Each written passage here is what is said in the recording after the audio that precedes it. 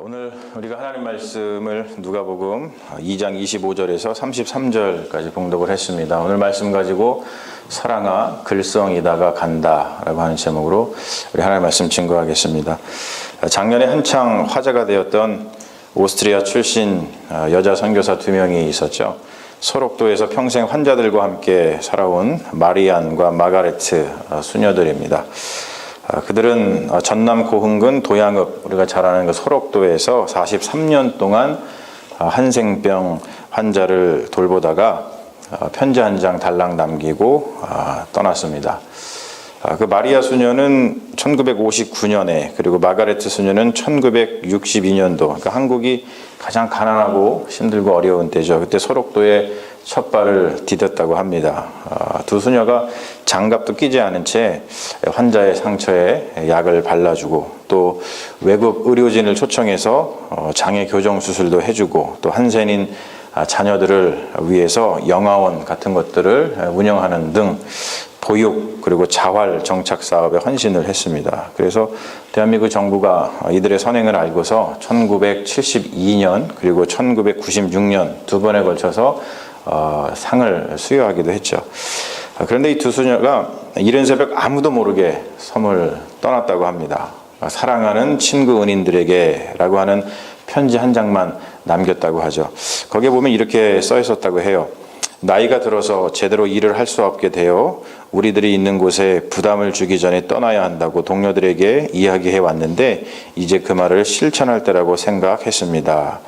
그리고 또 이렇게 써 있었습니다. 부족한 외국인으로서 큰 사랑과 존경을 받아 감사하며 저희들의 부족함으로 마음 아프게 해드렸던 일에 대해서 용서를 빕니다. 이런 내용이 써 있었다고 하죠.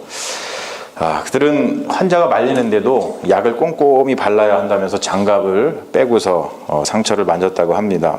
그리고 뭐 죽을 써서 주고 또 과자도 만들어 주고 그리고 또 여러 가지 선한 일을 했다고 하죠. 근데 병원 측에서 또 환갑잔치를 마련해 줬는데 그것도 기도하러 간다고 회피하고 두 수녀가 또 본국 수녀회에서 오는 돈 같은 거, 생활비 같은 것들을 또 환자들의 우유, 간식비 그런 것들을 위해서 쓰고 또 성한 몸이 돼가지고 소록도를 떠나는 사람의 그 노잣돈으로 또 주어지기도 하고 그랬다고 합니다.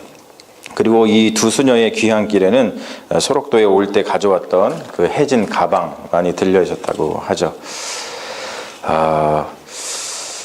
이 사람들이 누군가에게 알려질까봐 떠나는 것이 요란한 그런 성벽식 같은 것도 마다하고서 그냥 조용히 배를 타고 떠나던 날에 저 멀리 보이는 섬, 점점 멀어지는 섬, 그리고 사람들을 멀리서 보면서 하염없이 눈물을 흘리면서 섬을 떠났다고 합니다. 이 사람들이 20대부터 40년을 넘게 소록도에서 살아왔기 때문에 그들에게 소록도가 고향과 같았고 이제는 돌아가야 할 진짜 고향인 그 오스트리아가 40년이 세월이 지난 후기 때문에 오히려 낯선 땅으로 느껴졌다고 하죠. 그리고 떠난 다음에 두 사람의 방문 앞에 그들의 마음에 평생 두고 살았던 한국말이 이렇게 써 있었다고 합니다. 뭐냐면 선하고 겸손한 사람이 되라. 이런 문구가 써 있었다고 하죠. 존경스러운 삶을 사신 분들의 이야기는 이렇게 계속 알려야 됩니다. 이런 분들의 삶의 이야기를 들으면 고개가 저절로 숙여지는 것이 사실입니다. 이분들의 사랑을 생각하면은 이러한 찬양이 생각이 나죠. 사랑은 언제나 오래 참고 사랑은 언제나 온유하며 사랑은 시기하지 않으며 그래서 이런 사랑 찬양이 생각이 납니다. 근데 여러분 어떻습니까? 사랑이라는 것이 어떤 것인가? 오늘 우리가 사랑의 촛불을 켜면서 그리스도의 사랑에 대해서 생각을 하게 되는데 도대체 그리스도의 사랑이라는 것이 어떤 것인가?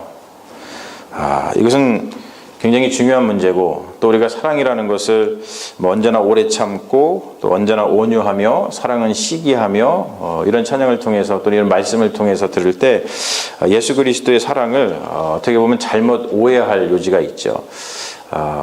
우리가 이런 것을 들으면 사랑은 도덕인가 보다 예수님이 그냥 우리를 사랑하시는 것이 도덕적으로 사랑하셨나 보다 그런 생각을 하기 쉽습니다. 그러나 여러분, 기독교에서 말하는 그리스도의 사랑은 단순한 도덕이 아닙니다. 그리스도의 사랑은 도덕적인 삶에서 온 것이 전혀 아니죠. 그러면 무엇인가? 제가 글을 하나 적어왔는데 뭐냐면 Love is eternal, no matter how short it was. That's the mystery of love 라고 하는 말입니다. 사랑은 영원하다. 그것이 아무리 짧다 하더라도 그것이 사랑의 신비이다 라고 하는 거예요. 사실 이게 제가 한 말이긴 한데요. 뭐냐면 작년 연회 때 제가 LA에 연회가 있어서 왔다가 그 뇌종양 투병 중인 후배를 신방한 일이 있습니다. 그때 전했던 말씀입니다. 근데 뇌종양으로 투병 중인 이 후배가 제가 전한 이 사랑의 메시지를 들으면서 이 말이 마음에 와닿았던 것 같아요. 그러니까 이제 삶과 죽음 사이에서 사투를 벌이고 있던 그 후배가 이 사랑의 영원성, 짧게 살다가 가니까, 후배니까 저보다 어린 거 아니겠습니까?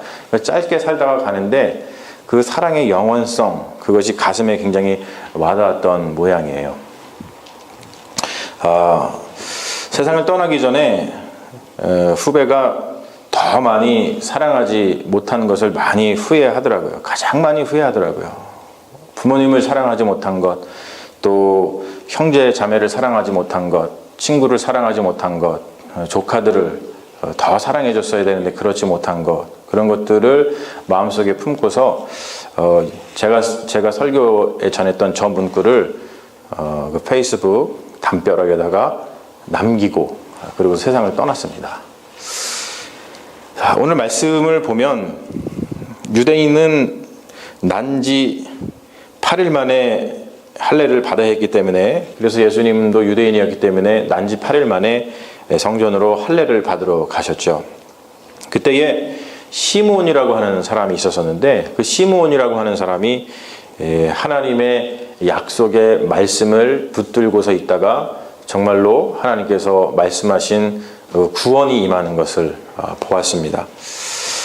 그리스도는 하나님의 성육신이죠. 여러분, 우리는 이것을 잊어서는 안 됩니다. 그리스도의 사랑은 그래서 도덕이 아니라 사랑이신 하나님의 존재 방식이라는 거예요.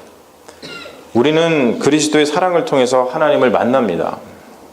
하나님을 만나는 것 그 자체가 구원이죠. 그래서 오늘 말씀에서도 보면은 시므온이 이렇게 얘기합니다. 내 눈이 주의 구원을 보았습니다.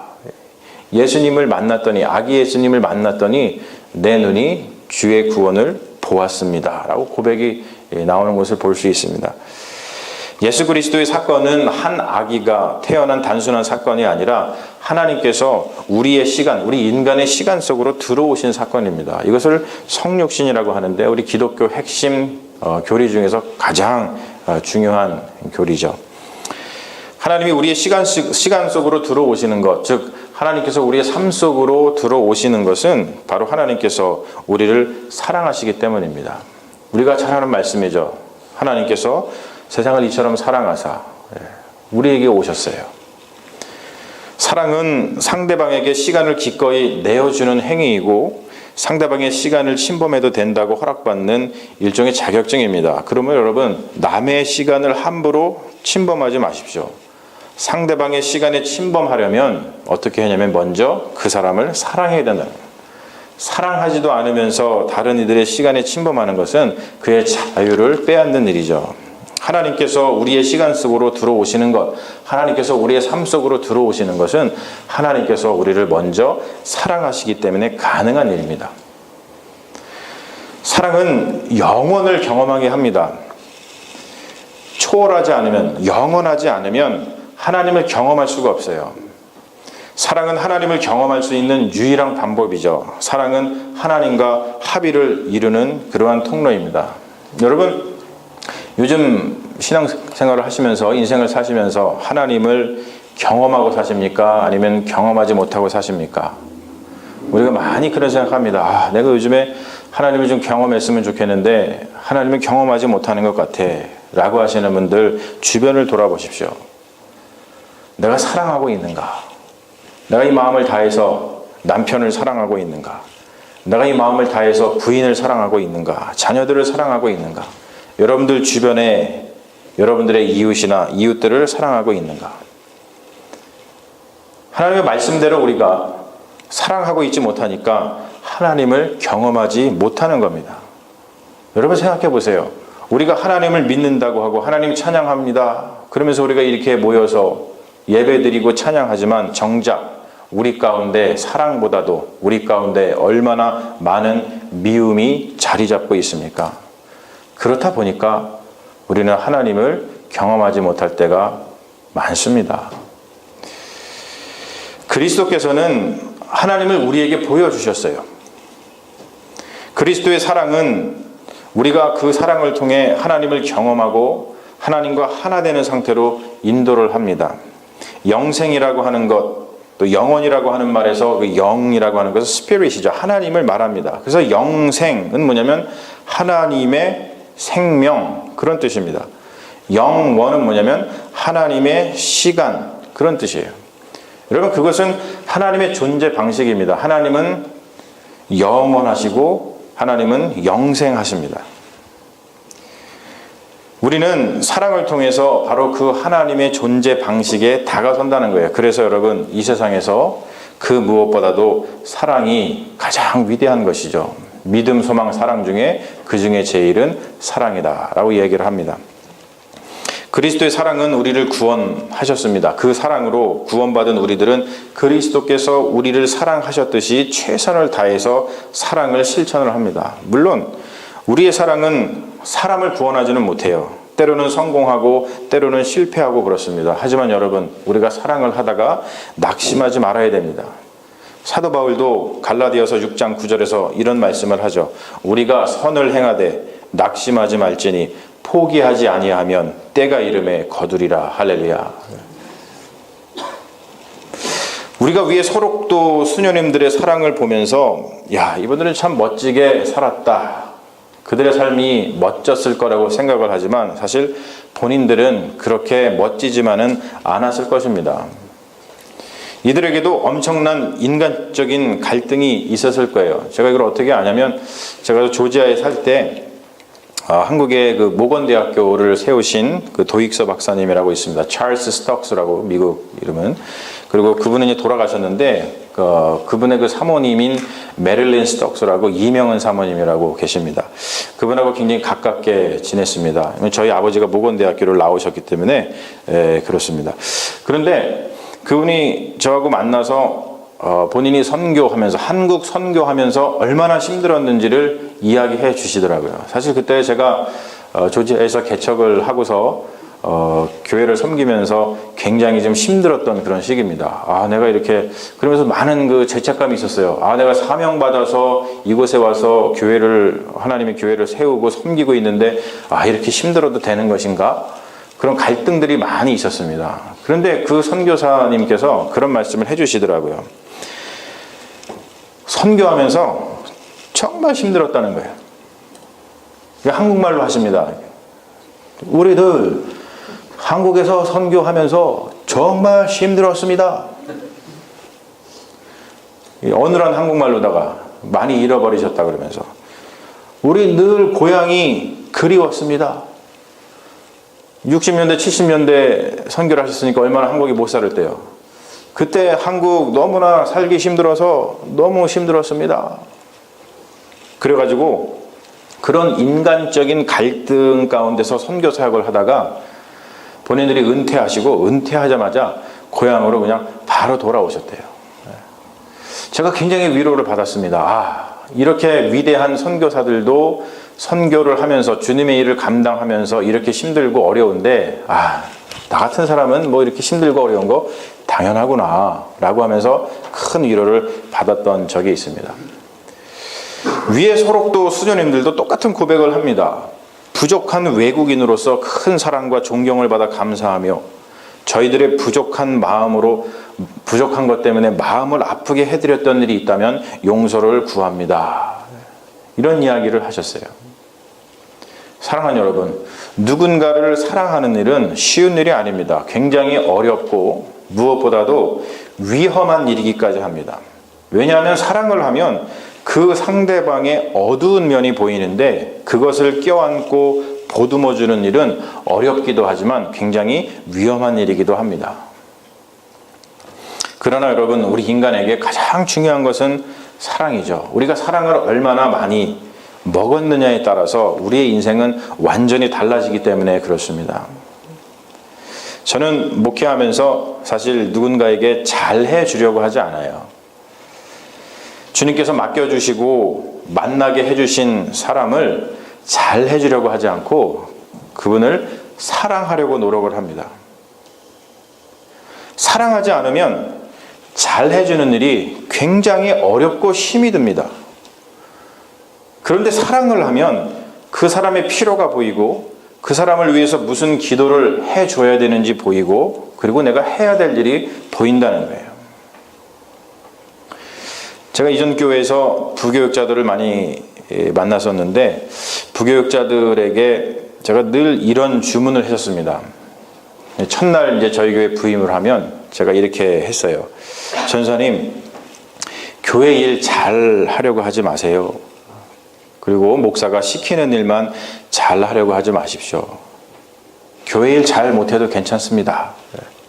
그러면 이제 눈이 희둥거리면서 저한테 그럼 어떻게 합니까? 이런 표정으로 봐요. 제가 이렇게 주문합니다. 전사님, 저를 사랑해 주세요. 그래요. 저를 사랑해 주세요. 저도 전도사님을 사랑하겠습니다. 우리가 서로 사랑하면 우리가 서로 무엇을 해야 될지 눈에 보이지 않겠습니까? 그러면은 우리가 주님께서 맡겨주신 사명을 잘 감당할 수 있을 거라고 생각합니다. 그런 이야기를 합니다. 사랑하는 여러분, 교회에서 일 열심히 하지 마십시오.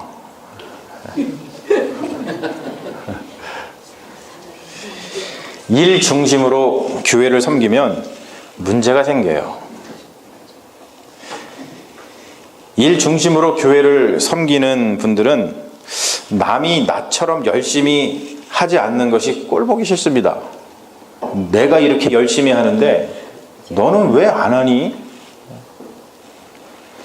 또 열심히 하시는 분들, 일 중심으로 교회를 섬기시는 분들은 내가 한 일에 대해서 기대했던 어떤 리워드라 그러죠.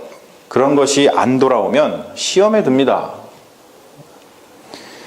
사랑하는 여러분, 교회에서 일을 열심히 하려고 하지 마시고 교회는 주님의 몸입니다. 주님의 몸된 교회를 사랑하십시오. 할렐루야. 사랑하면 무엇을 해야 할지 눈에 보입니다. 사랑하면 유익을 구하지 않기 때문에 시험에 들 일도 없습니다. 마르다와 마리아의 차이가 이것이죠. 마르다는 예수님을 위해서 일을 하려고 했어요. 하지만 마리아는 예수님을 사랑했습니다. 마르다가 예수님을 위해서 뭔가 일을 하려고 해서 분주했습니다. 막 분주하게 돌아다니고 음식도 해드려야 되고 뭘 해드려야 되고 막 그런데 마리아가 뺀질대고 노는 것 같아요. 그러니까 화를 내잖아요. 예수님, 저 마리아한테 좀 명령해가지고 저 좀 도와주게 하세요. 근데 여러분, 마리아는 뺀질된 게 아니죠. 그게 아닙니다. 예수님께서 이렇게 말씀하셔요. 마르다야, 마르다야, 네가 많은 일로 염려하고 근심하나 몇 가지만 하든지 혹 한 가지만이라도 족하니라. 마리아는 이 좋은 편을 택하였으니 빼앗기지 아니하리라. 여러분, 이 좋은 편 한 가지 택한 것이 무엇입니까? 마리아가 택한 것이 바로 말씀 듣는 게 아니에요. 뭐죠? 예수님을 사랑하는 거예요. 예수님을 사랑하니까 지금 내가 무엇을 해야 되는지 보이는 거예요. 일을 해야 될 때가 아니라 예수님 발치에 앉아서 말씀을 들어야 되는구나 라는 것을 깨달았다는 것이죠. 가인과 아벨의 제사의 이야기도 똑같습니다. 왜 하나님께서는 가인의 제사는 받고 아벨의 제사는 받지 않으셨습니까? 가인은 곡식을 바치고 아벨은 피의 제사를 드려서 그렇습니까? 그렇지 않아요, 여러분. 되게 이렇게 설명하는데 그게 아니죠. 여러분, 아무 것이나 주님께 드리면 어때요? 아무 것이나 농산물을 바치면 어떻고 내가 키운 양이나 소를 바치면 어떻습니까? 하나님은 그 모든 거 다 받으십니다. 다 귀하게 여기세요. 그런데 뭡니까? 사랑의 문제라는 거예요. 사랑의 문제. 하나님을 사랑했느냐? 사랑하지 않았느냐? 아벨은 하나님께 사랑하는 마음으로, 하나님을 사랑하는 마음으로 제사를 드렸고, 가인은 사랑하는 마음으로 드리지 않았어요. 그걸 우리가 어떻게 압니까? 가인이 자기가 열심히 일해가지고 농사 지은 거예요. 여러분, 농사 짓기가 얼마나 힘듭니까? 농사 짓는 게 어려워요? 양 치는 게 어려워요? 양도 안 쳐보시고 농사도 안 져보셔서 모르시겠죠. 농사 짓는 게 훨씬 어렵습니다. 내가 이렇게 농사를 열심히 져서 하나님께 바쳤는데 내 제사를 안 받아? 그러니까 어떻게 돼요?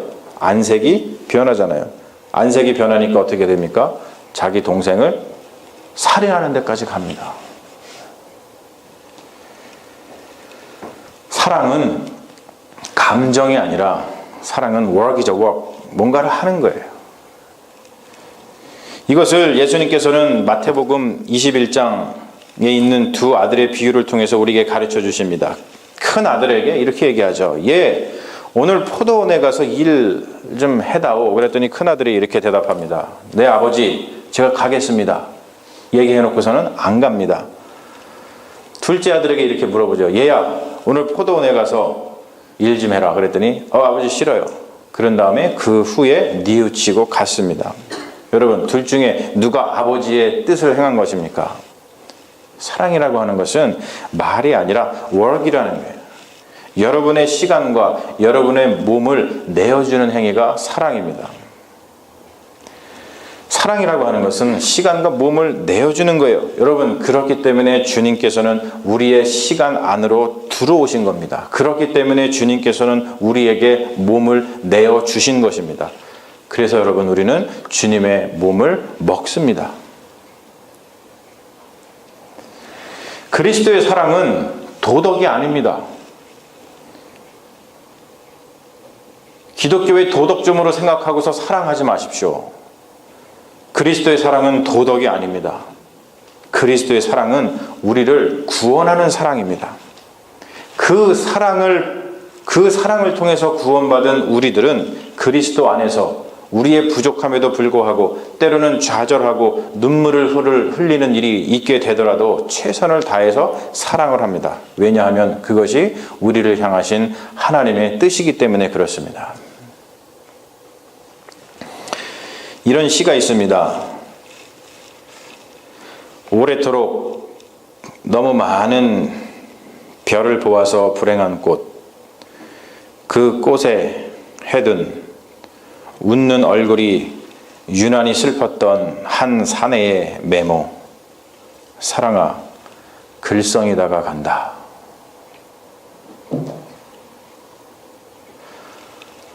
여러분, 우리는 오늘도 사랑하느라 눈물을 글썽여야 됩니다. 예수님께서는 마리아 자매의 슬픔을 보시고 눈물을 글썽이셨습니다.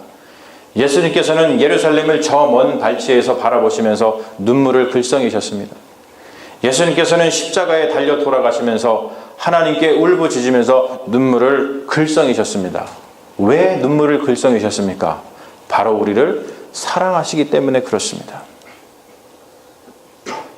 하나님께서는 오늘도 눈물을 글썽이십니다. 제가 시인이다 보니까 시적인 감수성 때문에 그런지 모르겠지만 저는 하늘의 별을 바라보면 그것은 하나님의 눈동자처럼 보여요. 그리고 비가 오면 그것은 하나님의 눈물로 보입니다. 하나님께서는 우리를 사랑하시기 때문에 지금도 눈물을 글썽이신다는 거예요. 사랑하는 여러분, 여러분들은 무엇 때문에 눈물을 글썽이십니까? 무엇 때문에 눈물을 글썽이십니까?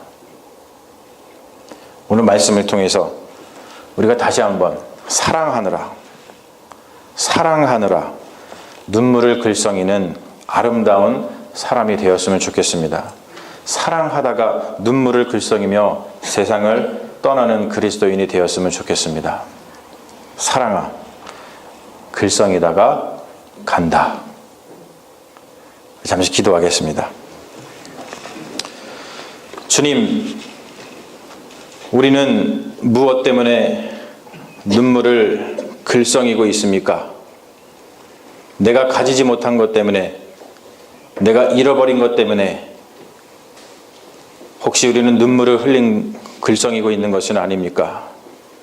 주님, 오늘 말씀을 통해서 우리가 어떻게 살아야 되는지 예수 그리스도의 그 사랑을 통해서 배우게 하여 주시옵시고, 바로 사랑할 때에 우리는 그 사랑 가운데서 하나님을 만나고 구원을 경험하게 된다는 것을 잊지 말게 하여 주시옵시고, 다른 어떤 것이 아니라 바로 사랑하면서 살아가는 믿음의 종들이 다 될 수 있도록 주님 역사하여 주셔서 우리의 사랑 가운데 임하시는 하나님을 날마다 경험하는 믿음의 종들 되게 하여 주시옵소서. 감사드리며 우리를 구원하신 예수님의 이름 받들어 기도합니다. 아멘. 할렐루야. 있습니다.